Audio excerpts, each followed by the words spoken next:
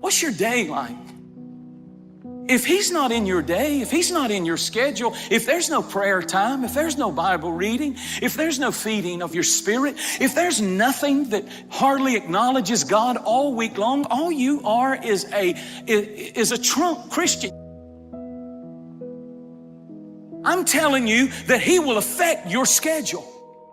Every day there ought to be a prayer place. Every day there ought to be time spent in the Word. Did you know that if you'll read the Bible 15 minutes a day, you can read the entire Bible through every year? It doesn't take huge amounts of time, but it's just scheduling it in and saying, I must read the Bible and I must pray. These are important things. And if you'll do it, if you'll read the Word will read you. And dusty Bibles lead to dirty lives. And if you'll read this book, it'll clean you. It'll cleanse you, it'll sanctify you, it'll set you free, it'll help you, it'll strengthen you. When you wake up in the morning, don't have a prayer list. Have a list that says this is what's bothering me today. Have you ever tried to pray and your mind wanders? You know what your mind is wandering to? What you really ought to be praying about. And your mind is wandering at this anxious thought about money or something, and you're trying to be religious and pray these nice prayers. You'll either pray or you're worried. And your old worry list is your new prayer list. So often we think, well, Lord, I can come and pray about the big things in life. You know I can take care of the little things in life. Oh, no. Pray about everything. In fact, when you have your devotional time in the morning, and I hope that you do, pray about the whole day. Just take your calendar and just go through the whole day. Pray about everything. And the Lord will give you guidance.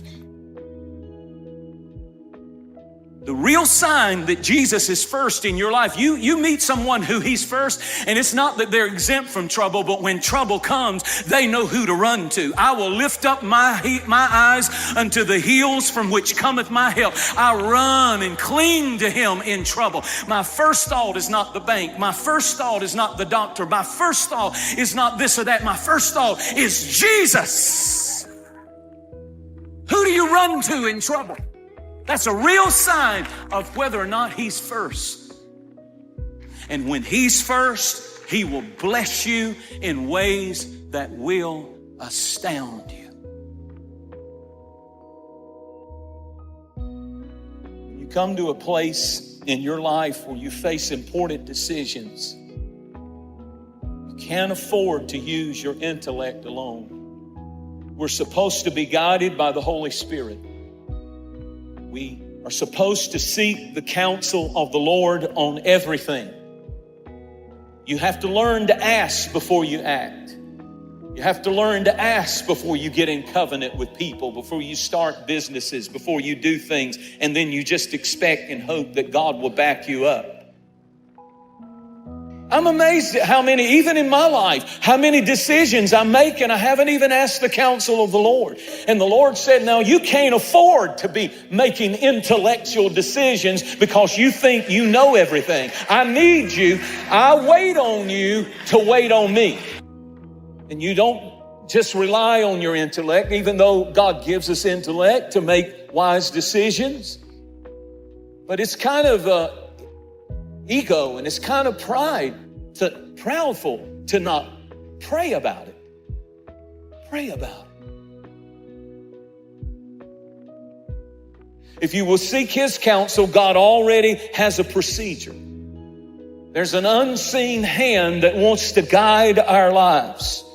And I wonder if most of the problems that we face could not be solved and we wouldn't get in them.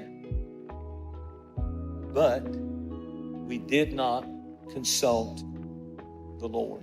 If you've got a prayer place, if you don't have one, get one. Because when you go there, that is holy ground, and God knows that you're very present. In other words, you're saying, this is so important that I'm coming and I'm waiting. I wonder how many blessings we would step into just by learning to wait on the Lord. to spend time in His presence.